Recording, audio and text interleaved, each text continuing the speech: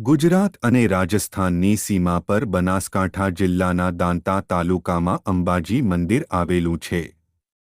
આ મંદિર દેશના સૌથી જૂના અને પવિત્ર શક્તિ તીર્થ સ્થાનોમાંથી એક છે. આ શક્તિની દેવી સતીને સમર્પિત 51 શક્તિપીઠોમાંથી એક છે. કહેવાય છે કે જગત જનની માં અંબાનું આ મંદિર 51 શક્તિપીઠોમાંથી એક છે. શક્તિપીઠ એટલે એ સ્થળ જ્યાં સતીના દેહના અંગો પડ્યા હતા. સતીના દહન પછી શક્તિના દેહના 51 ટુકડા પૃથ્વી પર અલગ અલગ સ્થળે પડ્યા જે શક્તિપીઠો કહેવાયા. તેથી અંબાજીમાં પણ સતીના શરીરનો એક ટુકડો પડ્યો હોવાથી તેને શક્તિપીઠ કહે છે. કહેવાય છે કે સતીના શરીરનું હૃદય અહીં પડ્યું હતું, તેથી આ મંદિર શક્તિપીઠ કહેવાય છે. આ મંદિર પણ શક્તિપીઠ છે, પરંતુ તે અન્ય મંદિરોથી થોડું અલગ છે. આ મંદિરમાં માતા અંબાની પૂજા શ્રીયંત્રની આરાધનાથી થાય છે, જે સીધી આંખથી જોઈ શકાતું નથી. અહીંના પૂજારી આ શ્રીયંત્રનો શૃંગાર એટલો અદ્ભુત કરે છે કે શ્રદ્ધાળુઓને લાગે છે કે જાણે માતા અંબાજી અહીં સાક્ષાત બિરાજમાન છે. તેમની પાસે જ પવિત્ર અખંડ જ્યોતિ પ્રગટે છે, જેના અંગે કહેવાય છે કે તે ક્યારે ઓલવાઈ નથી. અંબાજી મંદિરની વાત કરીએ તો મંદિરના ગર્ભગૃહમાં ન તો મૂર્તિ છે ન તો છબી છે.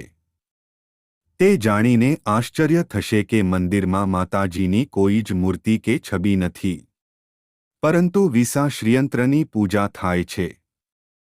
મહત્વની વાત એ છે કે ગોખમાં રહેલ શ્રીયંત્રનો શણગાર પૂજારી દ્વારા એવી રીતે કરવામાં આવે છે કે કોઈને પણ તે જોતા તે માતાની મૂર્તિ જ લાગે છે. મંદિરથી થોડે દૂર એક વિશાળ કુંડ છે, જેને માનસરોવરના નામે ઓળખવામાં આવે છે. આ કુંડમાં ડૂબકી લગાવવી ખૂબ જ પવિત્ર માનવામાં આવે છે. માન્યતા છે કે આ મંદિર લગભગ 1200 વર્ષ જૂનું છે. અંબાજીના મંદિરથી 3 કિલોમીટર દૂર ગબ્બર પહાડ પણ માતા અંબાના પગના નિશાન અને રથ ચિહ્નો માટે પ્રખ્યાત છે.